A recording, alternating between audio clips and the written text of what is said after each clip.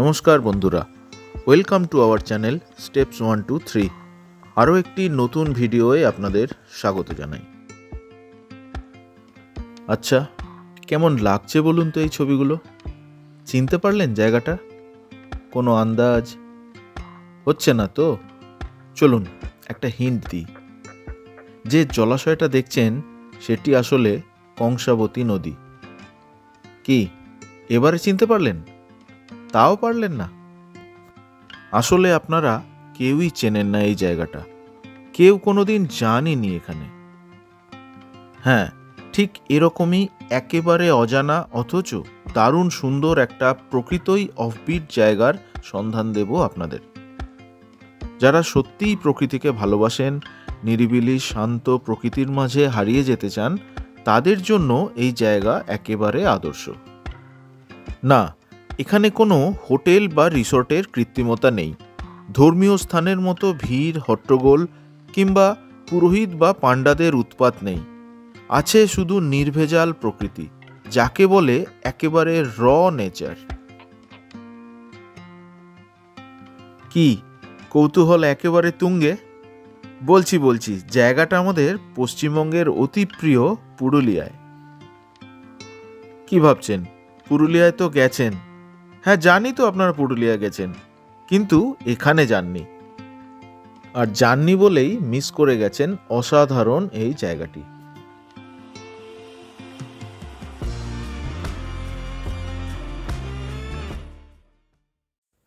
আপনারা ঘুরেছেন বাঘমুন্ডি, অযোধ্যা পাহাড়, পাখি পাহাড়, ময়ূর পাহাড়, মুরুগুমা, চড়িদা গ্রাম, আপার আর লোয়ার ড্যাম, অথবা বড়ন্তি, রঘুনাথপুর, জয়চণ্ডী পাহাড় বা গড়পঞ্চকোট। কিন্তু এই জায়গাটি কোনো ট্যুর অপারেটরের কোনো ভ্রমণ সূচিতেই আসে না, তাই সত্যিই এটা আনটাচড অফবিট প্লেস। এই জায়গাটিতে আসতে হলে আপনাদের আসতে হবে পুঞ্চা। পুরুলিয়ার এই পুঞ্চা জায়গাটি পুরুলিয়া স্টেশন থেকে 51 কিলোমিটার দূরে। পুরুলিয়া স্টেশন থেকে পুঞ্চা আসার বাস আছে 1 ঘন্টা অন্তর। এছাড়া গাড়ি করেও আসা যায়। আর পুরুলিয়া আসার জন্য হাওড়া থেকে আছে রাতে চক্রধরপুর এক্সপ্রেস, যেটা সবচেয়ে সুবিধাজনক সময় পুরুলিয়া পৌঁছায়। এছাড়া সাঁতরাগাছি থেকে আছে রূপসী বাংলা এক্সপ্রেস, আর বাঁকুড়া থেকেও বাসে পুঞ্চা আসা যায়। আপনারা যদি গাড়িতে আসতে চান বা যারা বাইকার আছেন তাদের জন্য বলছি, দুটো রুট আপনারা নিতে পারেন। একটা হলো দুর্গাপুর এক্সপ্রেসওয়ে হয়ে মুচিপাড়া, দুর্গাপুর ব্যারেজ, বড়জোড়া, বেলিয়ারতোর, ধোলাডাঙ্গা হয়ে পুঞ্চা। আরেকটা হলো ডানকুনি, আরামবাগ, বিষ্ণুপুর, ধোলাডাঙ্গা হয়ে পুঞ্চা। এছাড়াও ধর্মতলা থেকে পুঞ্চা আসার দুটি বাসও রয়েছে। আরও ডিটেল জানার জন্য আমাদের ডেসক্রিপশন বক্সটা একবার দেখে নেবেন।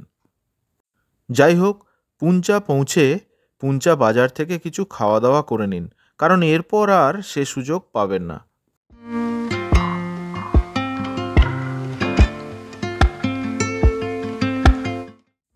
পুঞ্চা থেকে 5 কিলোমিটার দূরে স্থানীয় অধিবাসীদের পায়ে চলা পথ ধরে ভিতর দিকে এগিয়ে গেলেই পাবেন কংসাবতী নদী তীরে আলু ডুংরি নামক এই সুন্দর জায়গাটি।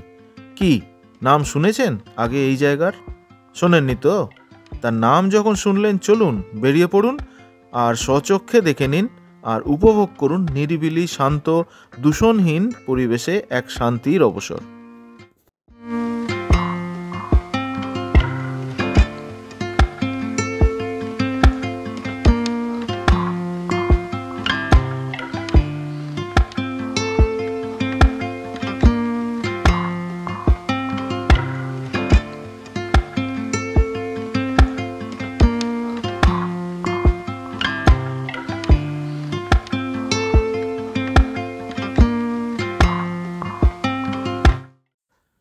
এই আলু ডুংরি নিয়ে আমাদের চ্যানেলে আরও একটি ভিডিও রয়েছে, আপনারা চাইলে সেটাও একবার দেখে নিতে পারেন।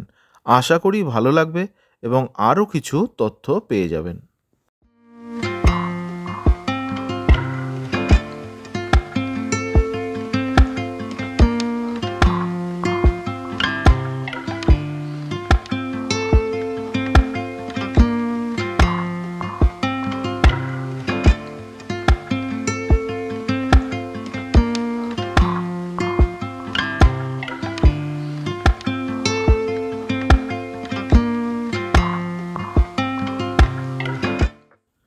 ভূগোলের ছাত্রছাত্রী বা গবেষক যারা আছেন তাদের কাছে এই জায়গাটি খোলা বইয়ের মতো।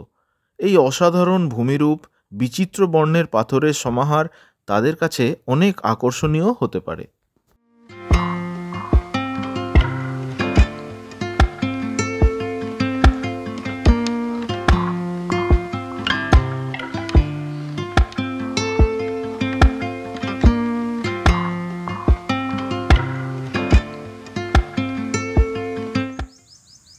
শুধু ভূগোল নয়, ইতিহাসের অনন্য সাধারণ উপাদানও এখানে রয়েছে।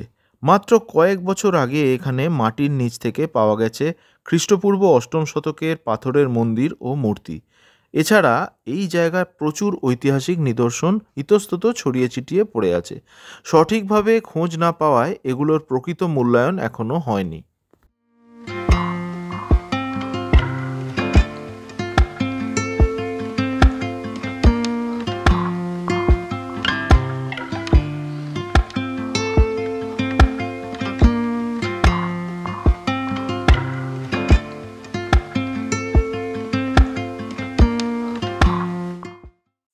আলুডুংরি থেকে কয়েক কিলোমিটার দূরে পাকবিড়রা নামক জায়গায় এরকম 3টি মন্দির পাওয়া গেছে এবং প্রচুর প্রত্নতাত্ত্বিক নিদর্শনও পাওয়া গেছে।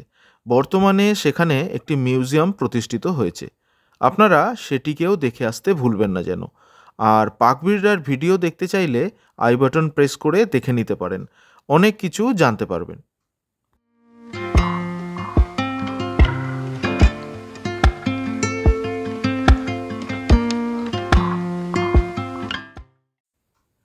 এখন কংসাবতীর স্রোত ক্ষীণ, তবে বর্ষাকালে এটাই ভয়ঙ্কর হয়ে ওঠে। এখন এই চরে অনেক গাছ গজিয়েছে, কিন্তু বর্ষাকালে পুরোটাই চলে যায় জলের তলায়।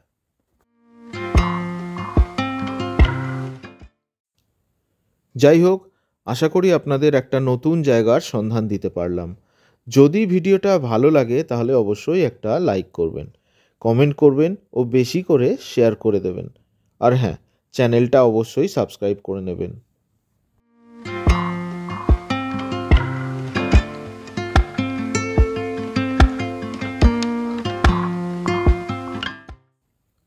পরিশেষে আর একটা কথা বলি, পুরুলিয়ার চিরাচরিত যে বৈশিষ্ট্য অর্থাৎ পলাশ, সেটা আপনারা যদি ফেব্রুয়ারি বা মার্চ মাসে এখানে আসেন ভরপুর পাবেন। ধন্যবাদ।